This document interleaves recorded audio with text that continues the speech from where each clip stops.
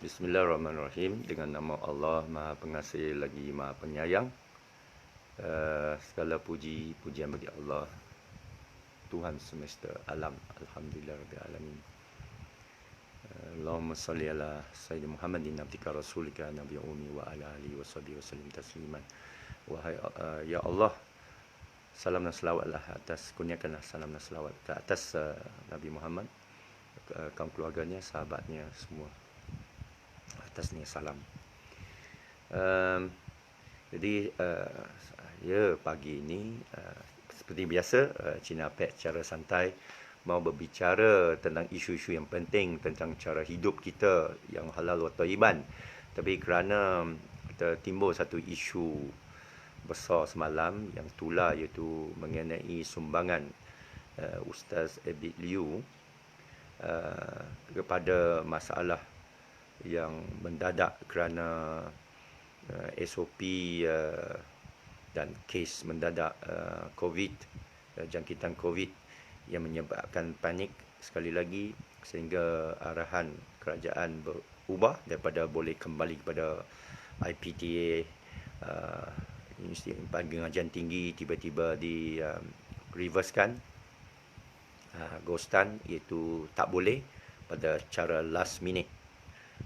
Last minute ini menyebabkan kucak-kacir, melibatkan golongan yang kita tahu pelajar, yang keluarga bukan keluarga berada, kerana kita ini melibatkan ratusan, saya tak tahu berapa ribu tapi kalau kira 20 bas perlu dihantar, bermakna berapa lagi bas yang sudah tidak perlu dihantar lah kalau satu persoalangan cuba dalam kes ini. Jadi saya nak berikan beberapa komen dari sudut saya. Saya lah seorang Cina Pek, kebetulan sama mualaf juga. Ini klaim pula menumpang. Pertama,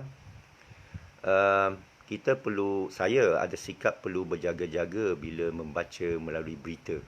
Tak kira saluran resmi atau tak resmi, kena berjaga-jaga kerana ini zaman, dan mana-mana zaman pun ada fitnah yang Allah SWT dalam Al-Quran memberikan amaran. Apabila datang khabar kepada anda, hendaklah kamu siasat. Jadi Apek pun buatlah penyiasatan, bertanya dengan orang atau siapa yang pernah jumpa dengan orang berkenaan, sebaik-baiknya.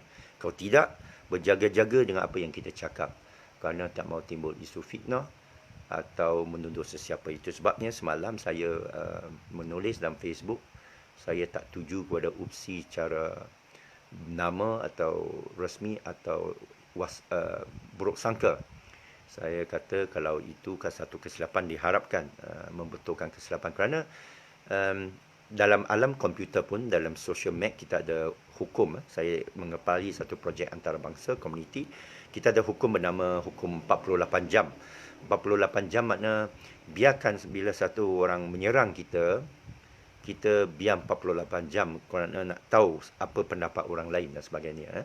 Ini panggil 48 hour rule lah. Ini konvensi dalam komuniti. Tetapi kerana ada permintaan khas kepada saya untuk sentuh tentang isu Abid Liu, saya pun sentuh. Tapi saya berikan caveat, disclaimer itu.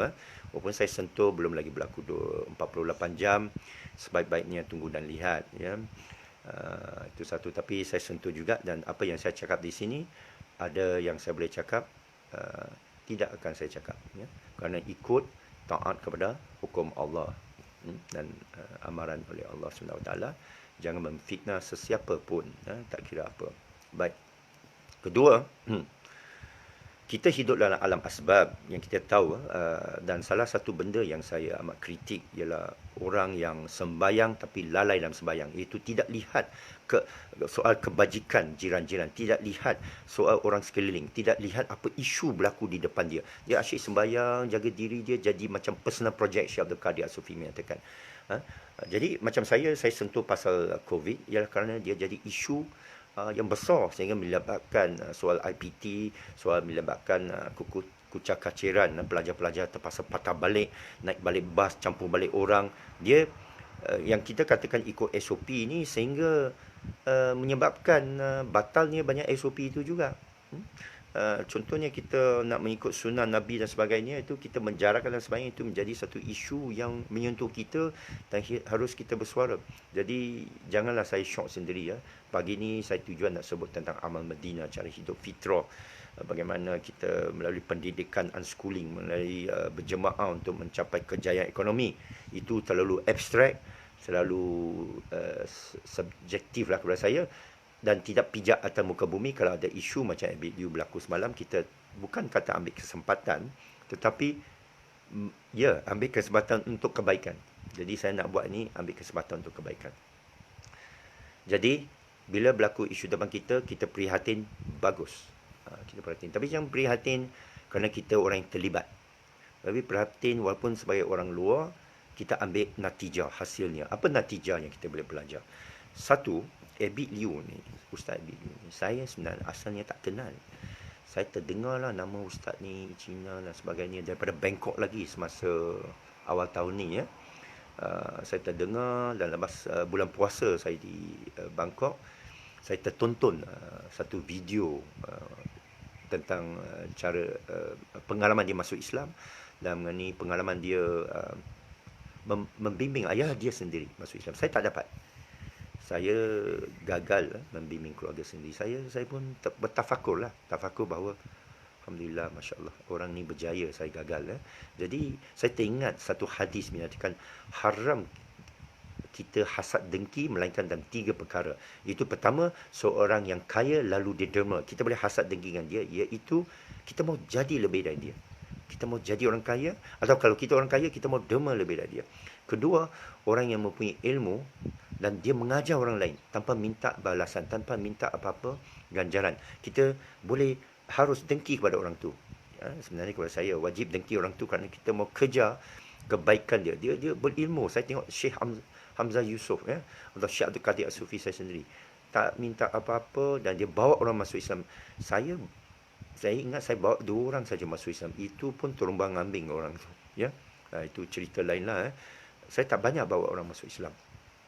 Jadi bagi orang yang boleh bawa orang masuk Islam ni, Masya Allah, itu satu kebaikan besar. Kita dengki kat dia, dia dah masukkan orang lain Islam.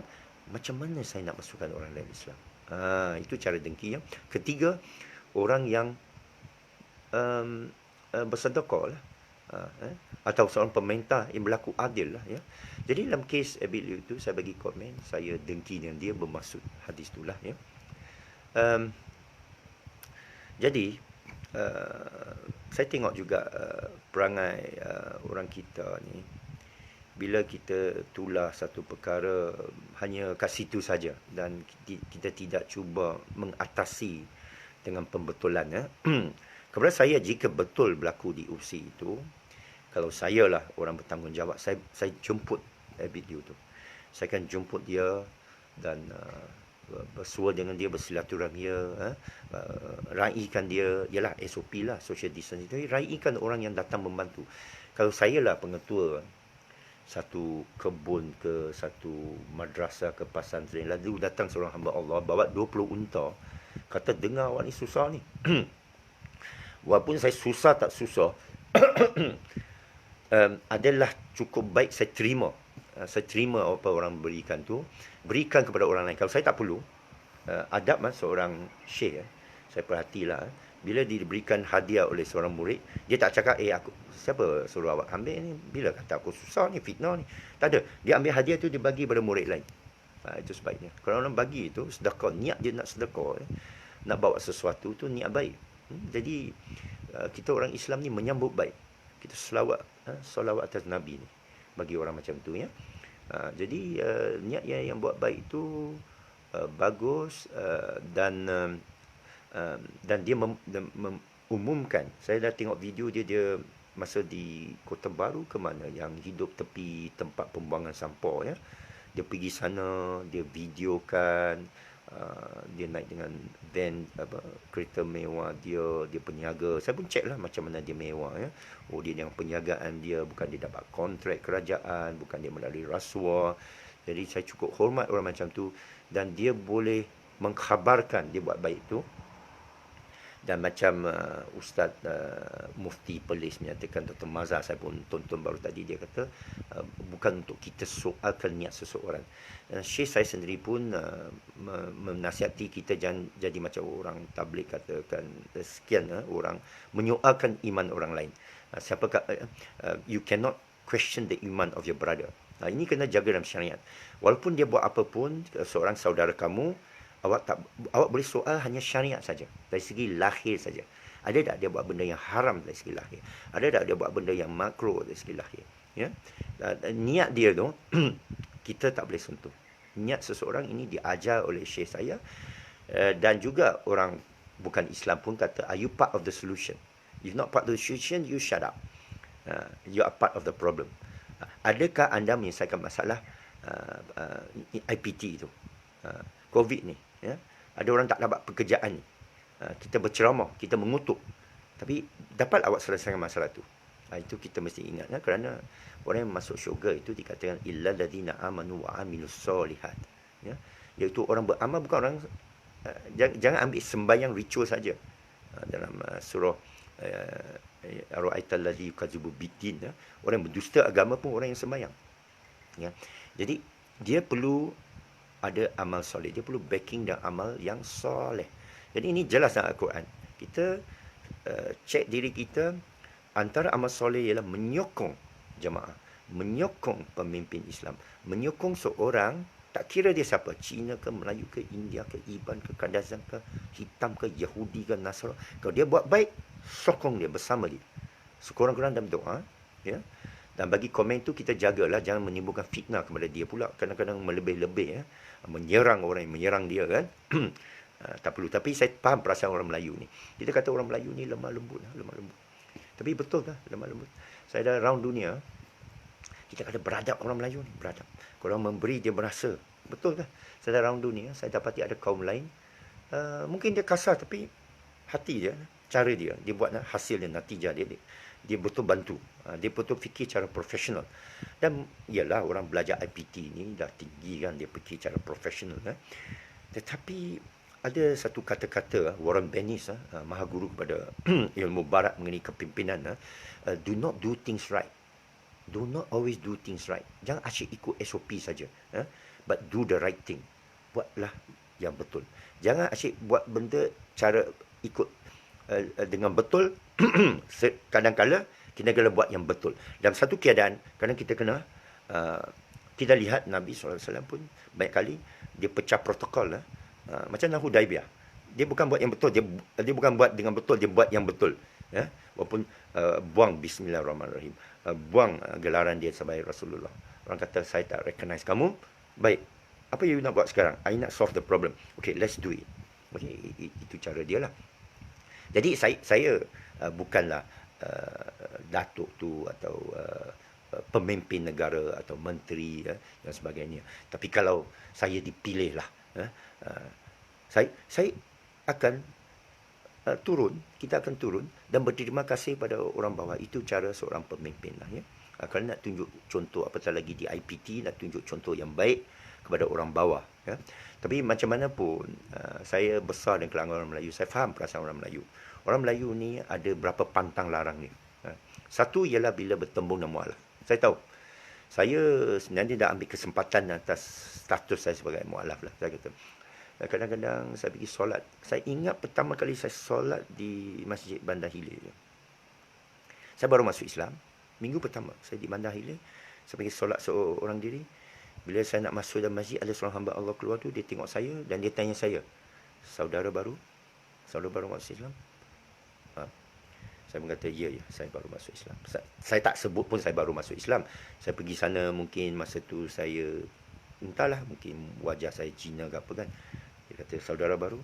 Saya kata, ya, saya saudara baru. Dia masukkan duit dalam poket saya. Saya terkejut. Saya tak perlu duit tu, saya terkejut. Dan saya rasa malu sikit, macamlah kita minta. Saya malu minta sedekah. Walaupun boleh minta sedekah, tapi saya malu lah. Saya malu minta sedekah, saya malu minta orang tolong. Kita orang Cina dia bangga ni. Cina lain sikit dari orang Melayu. Dia bangga ni, tak suka minta-minta ni. Minta orang ke, kontrak ke, rasuah ke. benci sungguh. Saya lah, saya tak tahu Cina lain, Cina yang korup kan. Tapi saya terkejut. Dia letak duit dengan saya, zakat. Saya kata, kenapa? Saya tanya, kenapa Encik? Oh, zakat. Walaupun saya baru masuk Islam, saya tak tahu sangat konsep zakat. Saya terima kasih, saya mungkin saya beritahu, terima kasih lah ya. Dan dia pergi, itu saja. Lepas itu, tak ada lagi orang bagi saya duit. Tak ada orang bagi saya duit, melainkan saya masuk Kelantan. Iaitu seorang yang berhormat, Mustafa dah meninggal lah. Allah yarham dari Salo. Saya pergi jumpa dia pejabat Agung PAS, dia tu gemuk sikit lah, duduk. Saya pun salam dengan dia, Ustaz. Dia pun masukkan duit dalam poket saya. Kenapa Ustaz? Zakat, dia kata. Oh, rupanya inilah orang Melayu bila jumpa mualaf ni, dia terus masuk duit. Tapi itulah, hanya peristiwa kedua saja. Dalam saya banyak berpuluh tahun masuk Islam, 2 kali saja. Tapi ada 1 kali lagi di Kelantan juga, di tempat Ustaz Mak Husin, di Pasir Putih. Dia suruh saya ceramah sebelum masa tu PAS lah, kita kuat PAS. Sekarang dia amanah. Saya tak adalah amanah. Saya tak ada parti sekarang ya, sendiri saja. Jadi bila disuruh saya ceramah sebelum khutbah Jumaat di satu masjid di Pasir Putih, saya menceramah lah, biasalah. Dan depan tu orang miskin, orang nelayan, orang Kelantan ni. Oh, ya, kita tahulah pasal tengok baju dia, tengok kain dia pakai ni. Memang orang yang pembentang-pantan rendah, orang nelayan. Saya lepas ceramah, saya turun. Mereka pun salam. Kita pun salam lah. Salam mereka. Dan saya dapati ramai mereka masukkan duit shilling, duit ringgit dalam poket saya. Baju Melayu saya. Ya? Saya menangis. Saya menangis kerana mereka orang miskin. Allah kurniakan saya rezeki. Saya menangis. Tapi saya senyum lah. Saya senyum. Tak mau dramatik lah ya. Rasulullah SAW melarang orang menangis, melarang orang Islam kena jalal menangis. Tapi saya menangis. Dan saya tanya Ustaz Mak Husin, Ustaz, kenapa mereka bagi saya duit? Allah, dia kata, ini orang Kelantan gitu, dia kata. Orang Kelantan suku Cina Mualam ni, orang masuk Islam ni. Kalau hati orang Melayu ni, dia kalah dengan bila dengar ni orang masuk Islam. Baru masuk Islam tak buat apa pun. Baru masuk Islam tak buat apa. Orang-orang Melayu ni dia bagi sedekah.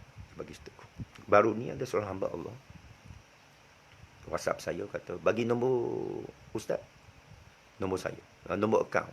Saya tambah. Dah baru dapat gaji ni, saya nak sedekah lah. Ini orang yang berjuang jalan Allah ni.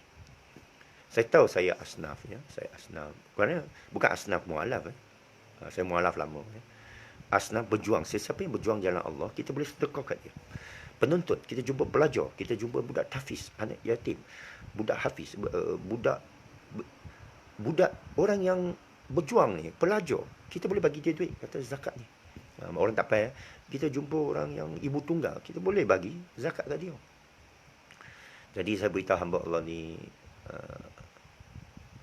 bahawa saudara pun asnaf juga, saya malu nak terima duit, tapi dia minta juga, jadi akhir saya berilah nombor akaun saya, dan saya berjanji duit yang dia bagi saya itu saya akan berikanlah kepada pihak lain jugalah sebagai wakil ya. Jadi pembuatan sedekah ni adalah sesuatu yang saya sebenarnya sedekah ni kita kurang faham lah, orang pendidikan Inggeris ni kurang faham. Kenapa kita nak sedekah ni? Dia ni asyik meminta sedekah je. Kat masjid saya tengok kat luar tu berderet semua minta sedekah ni. Dan saya selalu bagi nasihat lah. Saudara nampak sihat ni, mengapa nak minta sedekah? Boleh kerja. Ya. Jadi, tapi saya baca dan saya diajar oleh guru, dan saya baca banyak ayat, banyak nas. Sedekah ni satu zakat, satu amalan, satu perintah yang amat luhur, amat tinggi ya. Itu sebab kita baca ayat ni kena perhati yang wa tu. Aqimus solat wa atu zakat. Halal wa thayyiban. Bila Allah sebut wa tu, kena ambil yang wa tu. Kalau tidak, tak sempurna. Halal wa thayyiban. Awak makan halal tapi ayam diinjek, tak thayyib, tak sempurna halal. Ya. Ya. kamu makan gula halal tapi tak thayyibah, tak sempurna ayat tu ni. Kamu dirikan sembahyang, aqim solat tapi tak keluarkan atu zakat. Keluarkan sama ada zakat khusus atau sedekah. Dan ayat melarang riba pun sebut, daripada kamu ambil riba tu lebih baik kamu yang buat sedekah zakat. Yang kita tahu bank tak buat lah ya, itu perbincangan lain. Dan memang kutuk habis tu ya, memputarbelikkan ayat Allah. Halal tu bayan, haram tu riba. Nampak tak? Halal tu bayan, haram tu riba. Dia satu ayat tu. Jangan kamu tengok riba je apa yang sebelum ayat tu. Dalam satu ayat, sebelum nota tu, tak ada koma pun. Halal tu bayan, haram tu riba. Berjual beli halal, riba haram. Bermakna dia menentang jual beli lah. Orang yang berjual beli itu halal. Kamu tak jual beli, tak ada benda yang ain, tak ada spekulasi, saham, nak cepat kaya, multi level yang atas angin lah ya. Ada multi level yang baik sikit saja ya. Yang menaikkan tamak orang, boleh untung banyak. Itu sebab saya menentang bank, kerana orang semua simpan duit dalam bank. Itu kepada saya tidak baik. Tidak menggerakkan ekonomi Islam. Ramai orang kita simpan duit dalam bank lebih banyak daripada semua harta orang kumpul. Ada. Saya tahu, saya ada kawan dalam Amanah Raya, bukan Parti Amanah, dalam Amanah Raya. Ada banyak orang mati, duit dia berbilion-bilion dalam tu, tak buat apa. Jadi hisap di akhirat. Jadi sepatutnya dia keluarkan duit dia sedekah. Ya. Itu sebab saya menentang bank. Orang kata, habis saya punya juta tu, bilion saya nak simpan mana? Awak keluarkanlah, nanti aku kena rompak. Alhamdulillah. Dia kata, bagaimana kalau aku kena rompak? Alhamdulillah, itu perompak Islam. Perompak itu, sehingga saya nak tulis buku Perompak dari Baghdad. Pencuri Baghdad itu adalah wali Allah. Sesiapa yang pergi rompak kamu tu, kamu terima kasih kepada dia. Pernah seorang wali Allah tu, dia kejar seorang yang mencuri barang dia, kasut dia ke apa ke, dia kejar dia. Jangan lari, saya nak halalkan. Ya, orang curi kita tu, kita sebut alhamdulillah, ambil, saya kaya sangat, ambil. Kerana ada ayat Quran mengatakan, dalam harta kamu ada hak orang miskin. Apa maksud tu? Bukan hak kamu, mana awaklah yang mencuri. Ya. Jadi kita bila baca Quran, jadi ahli zikir, memahami ayat Quran, kita akan jadi orang yang sedekah. Jadi saya ni sebenarnya ni lokek ni sikit. Nak sedekah saya ni payah. Tapi saya baca tu kan, okeylah, bagilah dia. Kadang-kadang yang datang kan, yang tak nampak ke, saya pun tak sure dia tak nampak ke apa ke. Tak apalah, aku belilah tisu, bagilah sedikit, RM1, sedekah dan sebagainya. Jadi dulu sebelum saya masuk Islam, saya tak faham konsep sedekah. Rupanya ada hadis Nabi SAW juga menyatakan, aku fakir, aku mati di kalangan orang fakir dan saya bangkit kalangan orang fukara. Itu sebabnya amalan kita dalam sufi tarikat, kita namakan murid itu sebagai ahli fakir, fukara. Fukara ni, fukara Syekh Abdul Qadir kita kata. Bukan dia tu miskin. Fakir dan miskin dia lain. Kena tahu juga. Fakir, dia sengaja hambakan diri kepada Allah. Dia bukan fakir kerana perbuatan manusia, dia fakir kerana Allah. Itu saya bukan ustaz lah ya. Saya tak akan mendalami tafsir itu. Saya cerita apa yang saya dengar ya. Jadi saya sama menumpang lagi ya. Tapi itu semalam saya tweet kan saya kata gamer faham lah Abid Liu ni sudah masuk next level. Kita ni gamer ni baru beginner level main game hacker ni main game dia sudah masuk next level tu. Setiap kali dia mohon minta maaf tu, macam Asri Janggut lah, dia mohon minta maaf kepada polis. Next level lah. Saya kalau jumpa seorang minta maaf kerana buat baik, saya akan naikkan level dia lah. Dia next level. Dia next level. Jadi apa lagi kita boleh tafakur? Banyak benda kita boleh tafakur yang baik-baik. Ini kisah Abid Liu. Masa saya kena tahan di sempadan Danau, saya nak masuk, tahu berapa bulan lepas, saya nak cross ke border Bukit Kayu Hitam ni. Kerajaan Malaysia tu kata, boleh masuk. Kuarantin sendiri 14 hari. Saya nak cross saja saya kena tahan. Bukan oleh polis immigration Malaysia. Yang Thailand ni. Thailand pula tahan aku. Tak boleh lepas. Malaysia kata boleh. Thailand kata tak boleh. 14 hari. Allah. Kena daftar 14 hari. Rasa nak maki tu yang Thailand tu kan. Tapi kerana saya duduk kat danau, terperaplah kat danau, pergi masjid danau, duduk sama nyonya cemai ya. Nyonya cakap okey. Saya pun tahulah, nyonya ni semua kaya-kaya ni. Tutup habislah tempat masaj semua di danau. Okey, selamatlah aku duduklah. Saya pun jogging sana, jumpa lagi amoy-amoy ya. Ada dalam album saya semua tu. Jadi saya duduk satu kedai orang Melayu. Saya kata, Assalamualaikum Kak. Ambo ni, mereka kecek Kelantan lah orang Danau ni, orang Patani ya. Ambo ni dari Malaysia. Kenalah, tak boleh lalu. Tahu tak apa orang sana tanya saya? Saudara kenal tak Abid Liu? Kenapa nak tanya saya pasal Abid Liu? Awak orang Thailand. Yo, masyhur Abid Liu ni. Baru saya sodor Abid Liu ni masyhur sampai keluar Malaysia. Ya. Jadi dengki lagi lah aku dengki orang lain lagi masyhur dari kita ni. Over kan. Jadi saya kata, Abid Liu. Dan minggu lepas ada seorang hamba Allah telefon saya nak buat perjumpaan silaturahim lah bersama pejuang-pejuang yang bagus. Dan saya kata, siapa lagi datang? Oh, Abid Liu. Wah, sayang lah. Hamba pula sudah mari sandakan ni ya, dan nak pergi. Jadi kalau orang kata ada peluang berjumpa ni, kita pergi jumpa lah. Sekurang-kurang kita bagi salam. Jangan mengganggu orang tu lah. Orang tu dah buat baik. Atau kita bantu dia. Kita bagi kat dia. Ya Ustaz, ini sumbangan saya. Tolong Ustaz kumpulkan bagi sesiapa lah.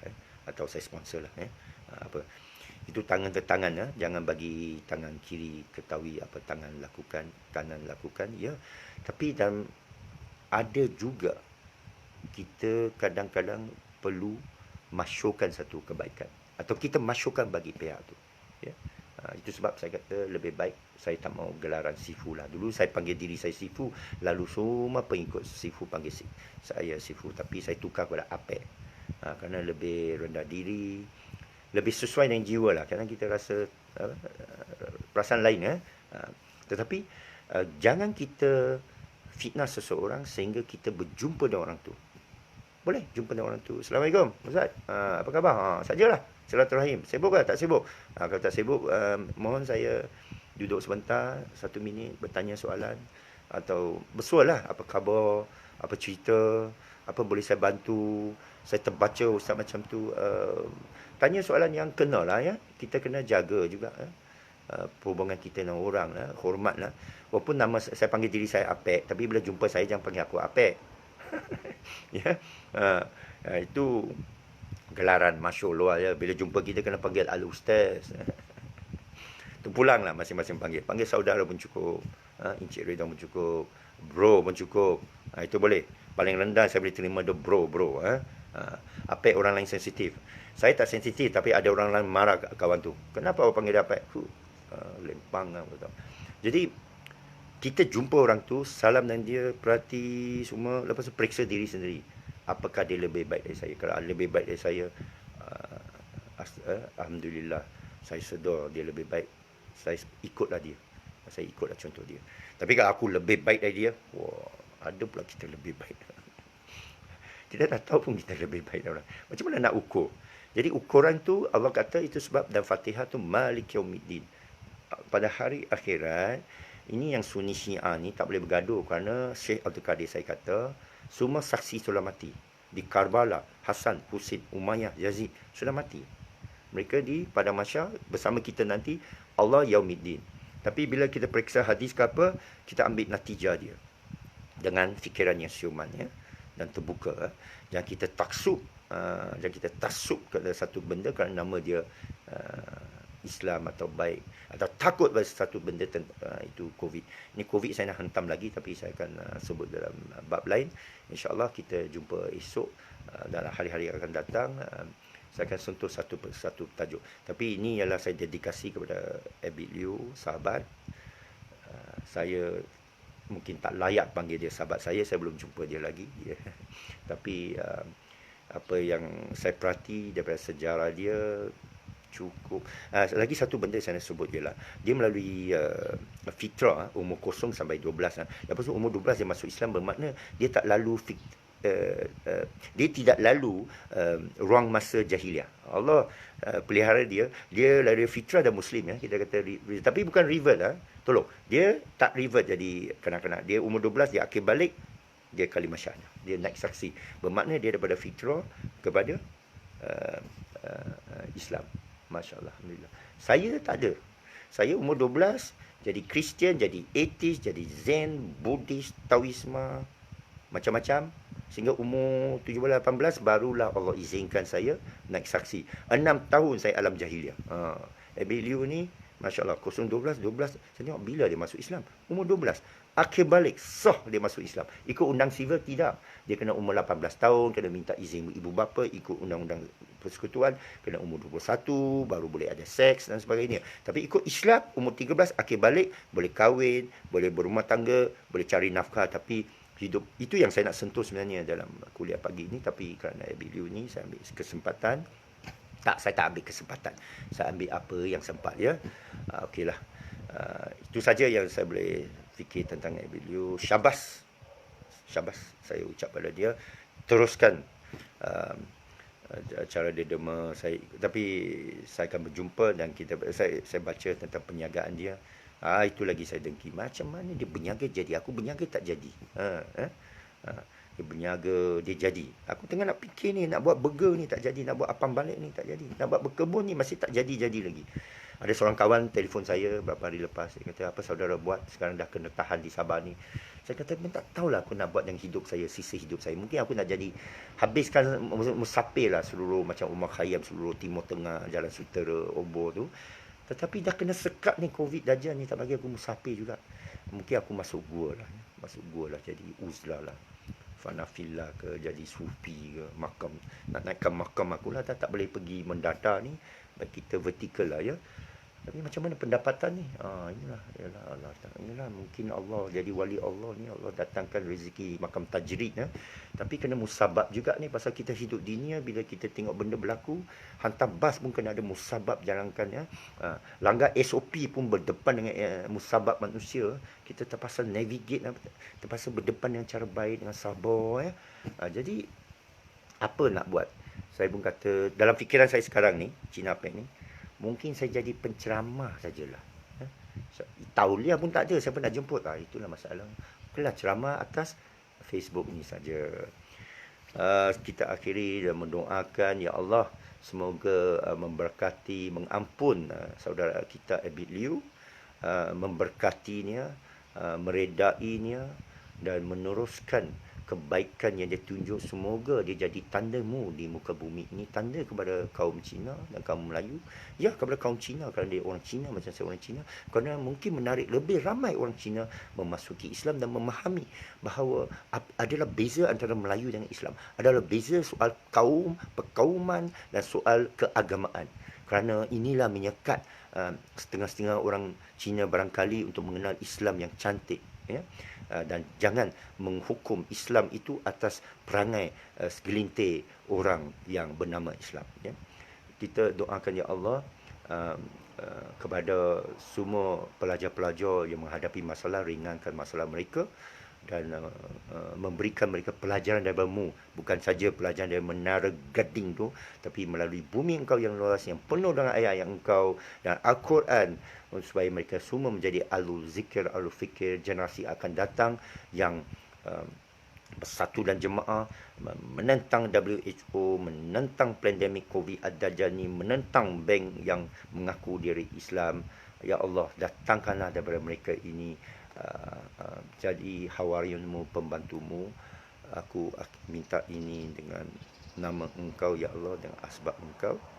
Dan juga doa semua tuan-puan semua yang menonton ini dengan nama Allah, dan akhiri dengan salawat, salam atas Muhammad, kepada keluarga dia, kepada sahabatnya, kepada pengikut-pengikutnya sehingga pada hari akhirat. Dan itu wabillahi taufiq wa hidayah. Assalamualaikum warahmatullahi wabarakatuh. Terima kasih. Mohon maaf kerana tak tersedia untuk buat sesi ini kerana mendadak isu ni timbul dan saya baru buat research. Saya tak suka buat satu isu tanpa research, tapi research yang itu cukup untuk saya, benefit of the doubt yang saya cerita tadi itu. Assalamualaikum warahmatullahi wabarakatuh.